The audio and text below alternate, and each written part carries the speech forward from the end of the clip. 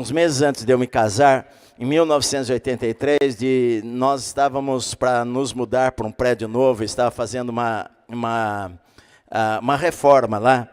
E, de repente, o moço, ele estava fazendo engenharia elétrica, o pai dele era engenheiro elétrico, ele entendia de eletricidade, ele estava na salinha em cima, e estava se instalando as lâmpadas no salão, tudo isso. Foi em 1983, no começo do ano, acho. E este rapaz, ele estava mexendo na caixa de luz que você tem, e eu estava no escritório em cima e eu vi as pessoas gritando, tinha umas pessoas ali embaixo gritando, e eu corri lá e o rapaz, o fio escapou, um fio lá escapou, bateu no peito dele, ele caiu morto, eletrocutado. No sábado, a gente iria inaugurar a igreja na semana seguinte. E aquilo foi uma coisa chocante para todos nós, porque, enfim, era um momento de alegria, e acho que uns 2, 3 meses depois eu me casei, isso fazem 41 anos, eu me casei ali naquele lugar, ali na rua Mário de Andrade, e foi uma coisa terrível, porque eu e a Célia, quando nós começamos a namorar, essa família era muito querida por nós. Nós fomos jantar na casa deles, a gente quase não tinha tempo assim, para jantar na casa das pessoas, nós fomos jantar na casa deles alguns dias antes, e foi uma coisa assim, que trouxe uma tristeza muito grande para todos nós, e eu estava pensando, já se passaram 41 anos.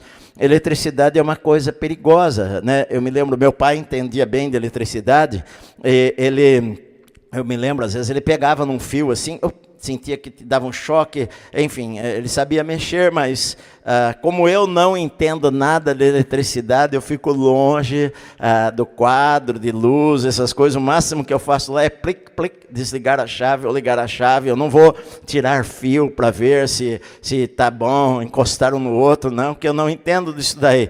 É um aviso. Na verdade, a carta de Judas é um aviso, é um alerta para todos nós, porque Judas, ele tinha a intenção de escrever sobre a salvação que eles tinham, mas de repente o Espírito Santo coloca no coração dele mudar o assunto e escrever uma advertência contra os falsos profetas, os falsos mestres, que ele diz que chegaram, estavam no meio da igreja, e esses falsos mestres, eles faziam duas coisas: eles ensinavam, eles transformavam em libertinagem a graça de Deus. A graça de Deus é maravilhosa, nós somos salvos pela graça. Eu não sou salvo porque eu sou bonzinho, eu não sou salvo porque eu não sou um grande pecador, como foram homens, por exemplo, Adolf Hitler, ele foi um grande pecador. Eu não sou um pecador como ele, ou eu não sou um assassino, eu não sou isto e aquilo, e às vezes as pessoas acabam pensando que são salvas porque são boazinhas, e ninguém é salvo por ser bonzinho. Você é salvo justamente pela graça de Deus, pelo favor de Deus imerecido. Você não merece isso daí, é algo maravilhoso, maravilhosa graça. Agora, ele está dizendo que tem pessoas que transformam em libertinagem a graça de Deus, ou seja, você vem a Cristo como está, mas já que você é salvo pela graça, você viva como você quiser, porque a graça é suficiente para salvar você. Então não tem problema de você fazer o que você quiser, que Deus perdoa você. Então, isto faz com que as pessoas, como ele diz aqui, eles transformam a graça de Deus em libertinagem, e também negam, com as suas atitudes, eles negam o senhorio de Jesus. Ou seja, Jesus já não é senhor da vida da pessoa, porque eles não obedecem a Deus. Esta graça que eles pregam faz com que haja uma geração de pessoas que acreditam na graça, mas não numa vida santa, que não precisa abandonar o pecado, que Deus aceita você do jeito que você está para sempre. E a Bíblia não diz isso daí. A Bíblia diz que nós devemos nos santificar. Jesus, ele falou que aquele que me ama guarda os meus mandamentos, guarda a minha palavra. Então, esse é um livro muito atual para nós, porque hoje em dia também há um grupo grande de pregadores, de pastores, ou sei lá o quê, que pregam uma libertinagem baseada na graça. Eles pregam que eles transformam a graça de Deus em libertinagem, não importa como você vive. Então não se prega arrependimento dos pecados, ou somente é pecado aquilo que lhes convém. Ou seja, não importa o que Deus diz na Bíblia, eles acham um jeito de dar uma interpretação para a Bíblia, de maneira que lhes deixem confortáveis no seu pecado. Eles continuam no pecado e eles dão interpretação para a Bíblia, dizendo, nós temos que atualizar a Bíblia no sentido de colocá-la para uma cultura de hoje. Hoje nós temos uma cultura diferente. Eles enfatizam algum aspecto do caráter de Deus, por exemplo, que Deus é bom e que Deus é amor, e é verdade, Deus é bom e Deus é amor. Também Deus é outras características que Deus tem, que a gente vê na Bíblia, que fazem com que Deus seja único. Ele não é apenas amor ou bondoso, Ele é misericordioso, Ele é justo, Ele é sábio, Ele é onipotente, Ele é onipresente, Ele é onisciente, enfim, Ele é eterno. Deus tem qualidades no caráter dEle, na pessoa dEle, que é muito além do que só ser bom ou ser misericordioso ou ser amor. O problema é que as pessoas acabam, por causa de enfatizar um aspecto do caráter de Deus, acabam fazendo com que a graça se transforme em libertinagem, ou acabam achando que porque Deus é bom não vai haver um juízo ou um julgamento. Eu acredito que a Bíblia fala sobre julgamento, a Bíblia fala sobre o dia do juízo, a Bíblia fala que todos serão julgados. Nós que cremos em Cristo já fomos julgados nele. Aquilo que eu sempre prego, que o castigo que vinha sobre a minha vida no julgamento final caiu sobre Jesus. Jesus é o meu representante na hora do julgamento. Então eu não sou julgado porque Cristo foi julgado no meu lugar. Mas a pessoa que não coloca Jesus como seu substituto, ou não crê em Jesus como seu Salvador e Senhor da sua vida, ele vai comparecer diante do trono de Deus um dia. A Bíblia diz lá em Apocalipse que a morte vai dar os seus mortos, o mar vai dar os seus mortos, os mortos vão ressuscitar para comparecer diante do trono branco e serem julgados por Deus. Enfim, a Bíblia diz isso daí. Agora, esses dias eu estava ouvindo um pastor falando sobre o inferno, que eu quase fico com vontade de ir para lá. Eu vi o pastor pregando sobre o inferno, falei, esse lugar não é tão ruim assim, porque nada, não é nada, o castigo não é eterno, o castigo não existe nada daquilo, é tudo figurado. Então o inferno nós já vivemos aqui, e é só a continuação do inferno que se vive aqui. E o cara fala, poxa, que legal, eu vivo aqui, eu não tenho eu vou dormir às vezes sem paz, mas eu faço o que quiser, e eu sou cara, e então esse vai ser o inferno. A Bíblia fala sobre julgamento, e o que Judas quer falar aqui nos versículos 5, 6 e 7, ele nos dá 3 exemplos de julgamento de Deus no Antigo Testamento. Ele está dizendo que esses homens, eles já foram, no versículo 4, diz assim, olha, pois certos indivíduos cuja sentença de condenação foi promulgada há muito tempo. A sentença de condenação, Deus já decretou a sentença de condenação para as pessoas que o desobedecem. Então, em cada um desses versículos há uma palavra de julgamento. No versículo 5 diz que o Senhor destruiu depois aqueles que não creram. No versículo 6 diz que o Senhor está guardando em trevas os anjos, em algemas eternas para o juízo do grande dia. E no versículo 7, falando de Sodoma e Gomorra, diz que eles foram postos como exemplo do castigo de um fogo eterno. Então, olha, em todos esses versículos 4, 5, 6 e 7, há uma palavra de julgamento, porque as pessoas acabam achando o seguinte, bom, Deus é bom, Deus é amor, como é que Ele vai fazer uma coisa assim? Deus não vai lançar ninguém no inferno, Deus é bom, e acabam acreditando no universalismo, que no final da história todos vão ser salvos, no final da história Deus vai perdoar a cada um, ou cai numa doutrina purgatório, que não está na Bíblia, está em livros apócrifos, e algumas pessoas acreditam nisso daí. Você vai para um lugar intermediário para ser purificado, ser purgado, ser melhorado, para depois você poder ir para o céu. Então você exclui da Bíblia o julgamento. Só que, queridos, nós temos que entender, e eu sempre falo isso daí, o amor de Deus não é contrário à justiça de Deus. Não, eu não falo assim, por exemplo, Deus é amor, mas também Ele é justo, como se fosse uma coisa oposta. Na verdade não, Deus é amor, e Deus é sábio, e Deus é justo, e Deus é reto, e Deus é poderoso, onipotente, ou seja, o amor de Deus está ligado à justiça de Deus, porque não existe justiça sem amor, e não existe amor sem justiça. Nós estamos acostumados às vezes a não confiarmos muitas vezes na justiça. A justiça tarda, a justiça é isso e aquilo, mas na Bíblia Deus é justo.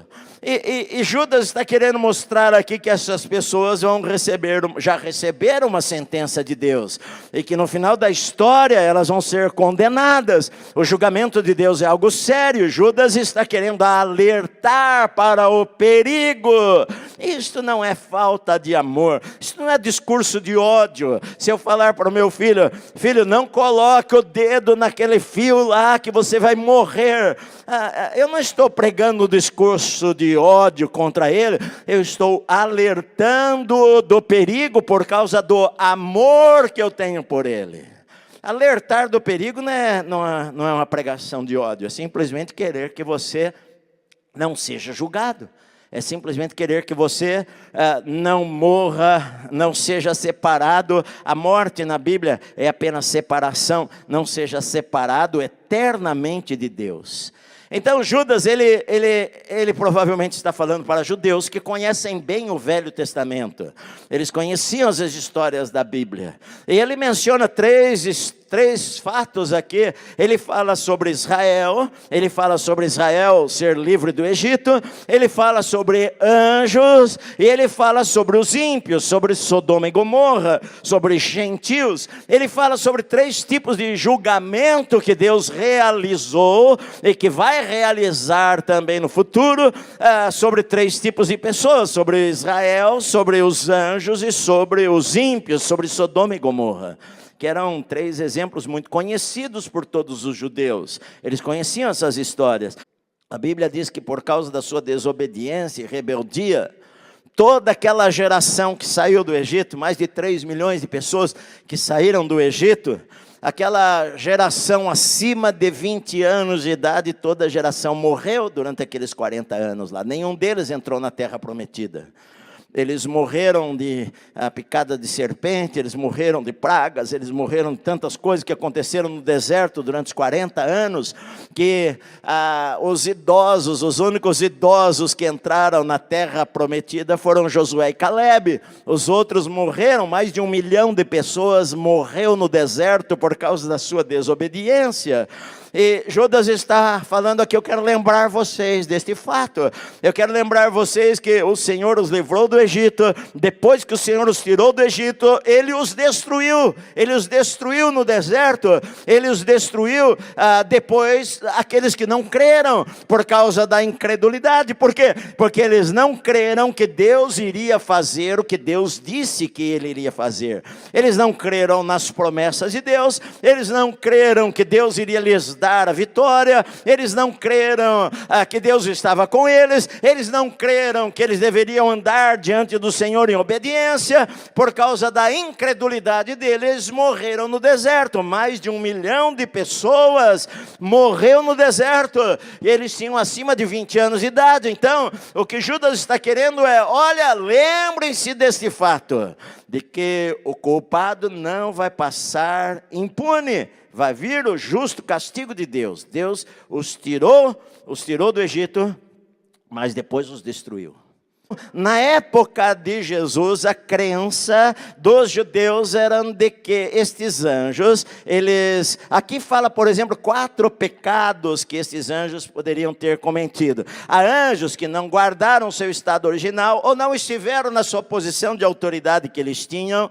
eles abandonaram o seu próprio lugar que Deus havia colocado. Depois, versículo 7, quando fala de Sodoma e Gomorra, que também se entregaram à imoralidade e adotaram práticas contrárias à natureza. Então, muitas pessoas entendem isso daqui, que na verdade, lá em os filhos de Deus, que dizem em Gênesis 1, na verdade não eram os filhos descendentes de Sete, dos que criam em Deus, como alguns tradutores, alguns intérpretes da Bíblia acreditam, mas que aqueles filhos de Deus lá eram anjos, que em forma humana, que apareciam várias vezes, como apareceram para Abraão, e em forma de homens, que eram vistos como homens, e que estes anjos aí tiveram relação sexual com mulheres, e nasceram os gigantes, nefilins, e que Deus destruiu a terra. Enfim, acreditam nisto.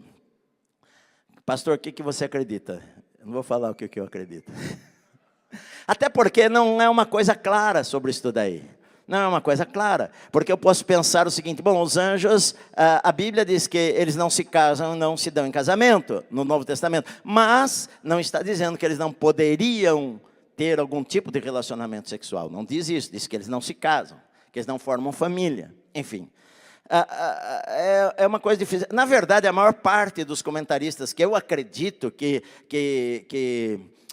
são pessoas que conhecem profundamente a Bíblia, eles acreditam que isto é o que está em Gênesis 6. Eles acreditam que os anjos se envolveram com pessoas e por causa disso Deus destruiu a terra. Enfim, mas a ênfase, Judas, ele está falando para judeus que conheciam essa história. Ele cita, olha, interessante que Judas cita aqui pelo menos 2 vezes nesta pequena carta, 2 trechos de um livro apócrifo chamado, que era muito conhecido na época de Jesus, que era o livro de Enoque. Ele até cita aqui, que nem fala aqui que Enoque, como Enoque disse, que eis que vejo o Senhor nas nuvens. Eu já li o livro de Enoque, está lá na internet, você pode pôr Google lá, livro de Enoque, apócrifo, e você vai ler. Era um livro muito popular na época de Jesus, e ele fala essas 2 coisas. Ele menciona que Enoque falou que eu vi lá os santos, o julgamento de Deus, e também fala que os anjos se envolveram com pessoas e que por causa disso veio o julgamento de Deus. Então Judas, ele cita uma história que para eles era muito conhecida. O objetivo, na verdade, de Judas era mostrar que houve julgamento. Não quero entrar no fato de que é filho de Deus ou não, ou qual foi o pecado deles. Mas quando você lê o versículo 7 falando de Sodoma e Gomorra, diz assim: igualmente Sodoma e Gomorra e as cidades vizinhas que também se entregaram à imoralidade. Ele usa no texto, eles também, Sodoma e Gomorra também se entregaram à imoralidade. Enfim, de qualquer maneira, a ênfase de Judas aqui é o julgamento de Deus que veio sobre os anjos. Seja qual for o tipo de pecado que eles cometeram, ou desobediência contra Deus. Então ele diz assim, olha, e a anjos, os que não guardaram seu estado original, mas abandonaram seu próprio lugar, ele tem guardado sob trevas, em algemas eternas, para o juízo do grande dia. Se nem anjos escaparam. Olha, os anjos que deixaram seu estado de autoridade, os anjos que deixaram seu principado, os anjos que não guardaram o lugar e a posição que Deus tinha dado para eles, e eles desobedeceram a Deus, Deus os guardou. Olha, eles cometeram um pecado tão grande, pastor, todos os anjos estão presos? Não, esses anjos se transformaram em demônios. Quando você expulsa demônios hoje, a única explicação que a gente tem para esses demônios são anjos caídos, que se transformaram em demônios, anjos que são espíritos, e que esses espíritos se transformaram, perderam a presença de Deus, e se transformaram em demônios, e que possuem às vezes o corpo de pessoas, enfim, esses demônios, eles estão soltos por aí. Agora, a Bíblia de Judas diz que há um tipo de anjo que cometeu um pecado tão grave que Deus resolveu prendê-los, e eles estão presos hoje. E Pedro fala isso também. Eles estão presos, guardados sob trevas, em algemas eternas, aguardando o juízo do grande dia. Esses anjos estão lá presos em algum lugar, em trevas, acorrentados, e eles estão aguardando o dia do juízo final. E no dia do juízo final, eles serão levados à presença de Deus para o julgamento final.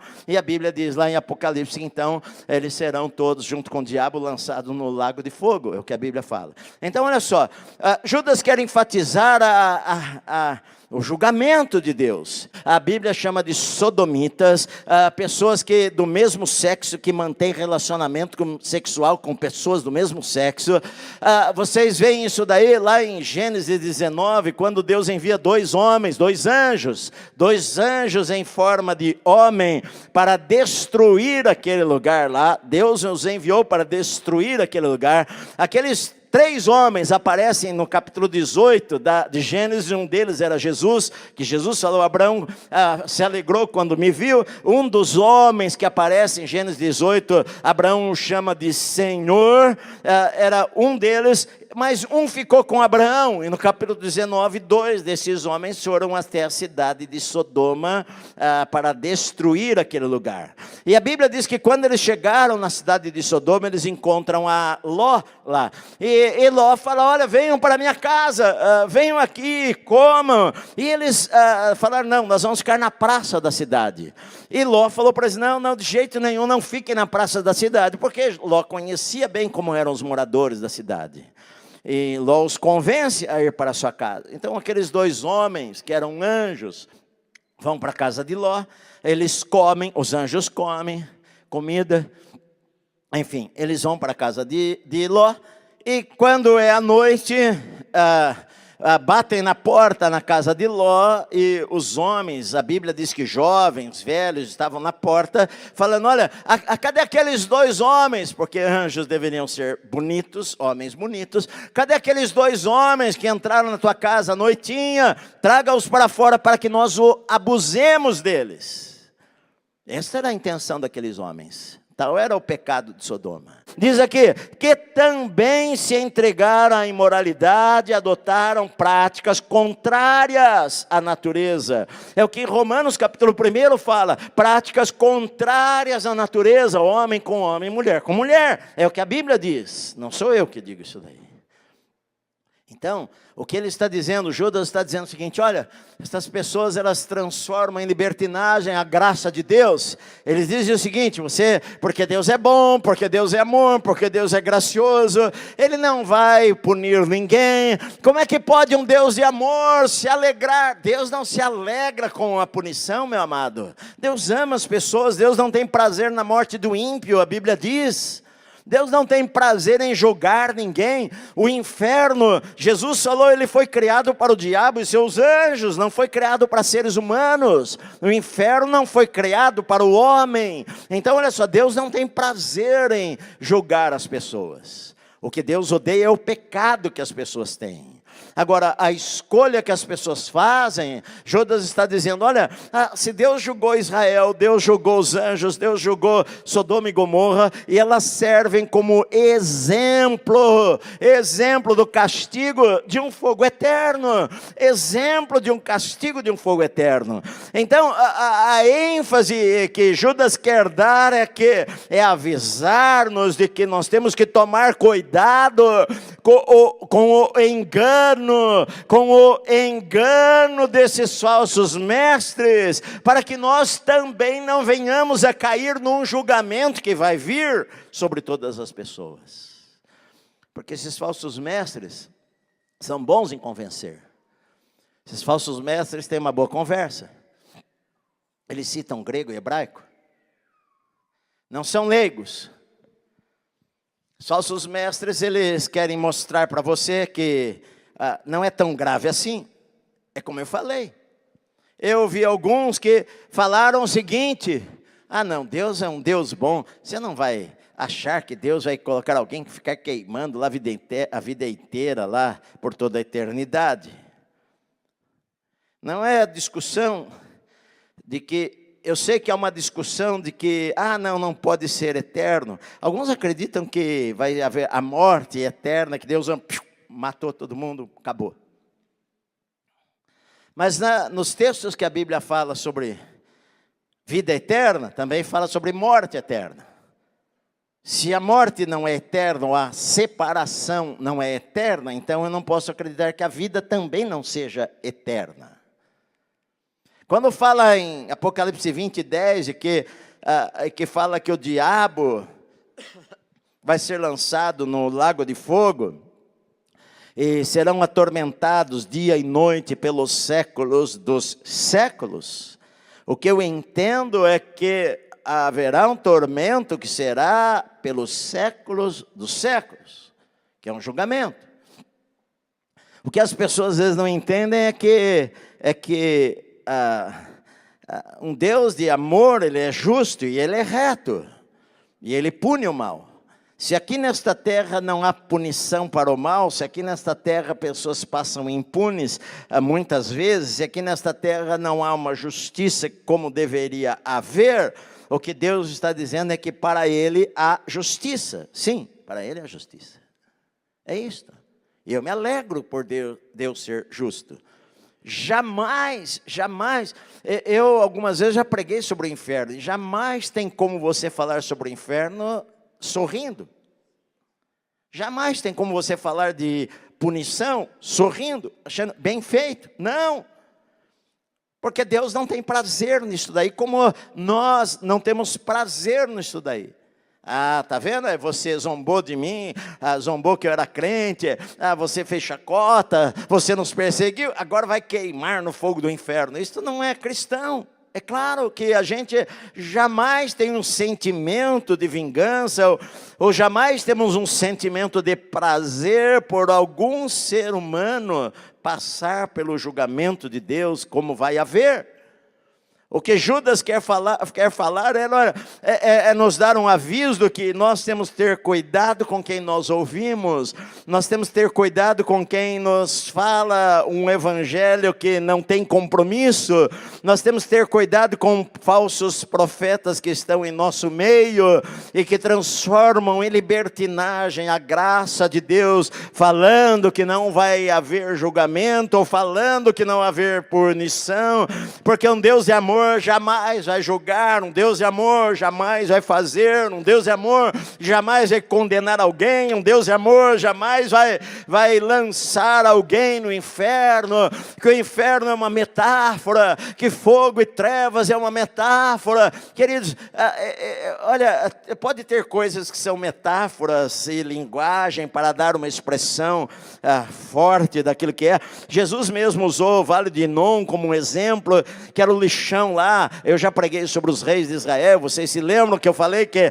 houve reis de Israel que sacrificaram seus próprios filhos ao deus Moloque lá naquele vale, e quando o rei Josias veio, ele acabou com aquele lugar lá, ele transformou aquele lugar num lixão, e aquele lixão se jogava corpos de animais, se jogava cachorro, se jogava gato, qualquer coisa que morresse lá, aquele lixão queimava dia e noite, aquele fogo, o verme comendo as carcaças dos animais. Os romanos depois, quando eles pegavam uma pessoa e pregavam na cruz e não sepultavam aquela pessoa, eles pegavam corpos humanos e jogavam lá no Vale de Inom para queimar no meio daquele lixo todo. Então havia lá os vermes que não morriam comendo aqueles carcaças, aquele cheiro ruim, aquele fogo que estava lá, a fumaça que subia. E Jesus, olhando para aquele lá, ele usou como um exemplo do inferno. Mas de qualquer maneira, o que nós temos que entender é que, seja qualquer tipo de linguagem, seja algumas metáforas que podem estar na Bíblia, ou alguma linguagem, o que seja, o inferno é um lugar terrível, o julgamento vai ser um momento terrível para as pessoas. Um evangelho, um falso evangelho, em que não há consequências. Deus, quando fala disso, não quer colocar medo na gente. Eu nunca tive medo do inferno. Eu tenho medo. Eu já tive mais medo da morte do que medo do inferno. A pessoa que não conhece a Cristo tem medo de morrer. O inferno é a separação eterna de Deus, mas a ênfase de Judas é: haverá um julgamento. Esteja certo disto daí e não queira estar entre eles. Não queira estar entre eles. Porque esses falsos mestres, eles falam bacana. Eles passam pano. Eles não querem que você se sinta desconfortável. Eles querem mostrar para você um evangelho de amor, que é a expressão do amor de Deus, sim. Mas eu falei para você, sem lei, sem você descobrir que é um pecador miserável, que precisa da graça de Deus, sem lei não há graça. Que graça? Que eu preciso de graça. Eu sou bonzinho, não preciso de graça nenhuma. Eu sou uma boa pessoa, eu procuro fazer o bem para todo mundo. Eu dou até metade do meu salário para os pobres todo mês, faço caridades, eu sou uma boa pessoa. Ele não entendeu a lei, ele não enxergou a lei. Ele não enxergou que a lei diz que ele vai morrer. Ele não enxergou que o pecado, por menor que ele ache que seja, é uma ofensa contra a santidade de Deus. E por causa disto, o salário, o pagamento do pecado é a morte eterna, é a separação de Deus. Ele não entendeu isso daí. Ele acha que o pecado não é nada. Então, esses falsos mestres, eles querem convencer você de que não vai haver julgamento. Eles querem convencer você de que não, olha, Deus é amor, Deus é bom, Deus não vai punir ninguém, Deus não vai julgar as pessoas. Como é que eu vou entender isso? Um Deus é amor, ter prazer em alguém lá queimando, lá no inferno, gritando. E fazem até chacota desse tipo do que a Bíblia fala. E, na verdade, é o que eu digo para você, Deus não tem prazer na morte de uma pessoa. Vocês sabem dessas coisas. Lembre-se do que aconteceu com Israel. Lembre-se dos anjos. Lembre-se que eles estão presos, aguardando o julgamento. Lembre-se de que há tormentos. Quando Jesus cita a história, que seja parábola ou não, lá de Lázaro e rico, o rico estando em tormentos. É um lugar de tormento, e todos vão ser julgados, aqueles que não conhecem a Cristo serão julgados. Então, a ênfase é, não acredite no que os falsos mestres falam, de que não haverá um julgamento. Não acredite no que os falsos mestres falam, sobre uma graça que leve você a estar longe do arrependimento. Que você pode continuar vivendo da mesma maneira que você vivia, e que você faz disso que Jesus não seja o Senhor da sua vida, você nega o senhorio de Cristo, porque Ele não é Senhor da tua vida, Ele não manda em nada na tua vida, é você que manda na sua vida, e você que decide o que é pecado e o que não é pecado, não é Deus que decide isto, não é Deus que fala, se Deus falou isto é pecado, você fala, não, mas sabe o que é? Aquilo é para a época lá dos romanos, lá que tinha isto e aquilo, e você quer interpretar de uma maneira para aliviar a consciência das pessoas e levar essas pessoas para o inferno. Então você tem que tomar cuidado com essas pessoas, que eles aparecem para mim toda hora na internet. É só colocar alguma coisa no Google sobre isso, pronto. Agora aparece profeta para todo lado no meu Facebook. Aparece vídeo do maior profeta do Brasil, do médio profeta do Brasil, do pastor fulano, do outro pastor fulano. E todos eles passando pano. Todos eles não se importando com juízo. Não há julgamento na linguagem deles. Então, queridos, tome cuidado com isso daí. Queridos, tomem cuidado com aquilo que vocês ouvem, que seja um outro evangelho. Que não seja o evangelho da cruz.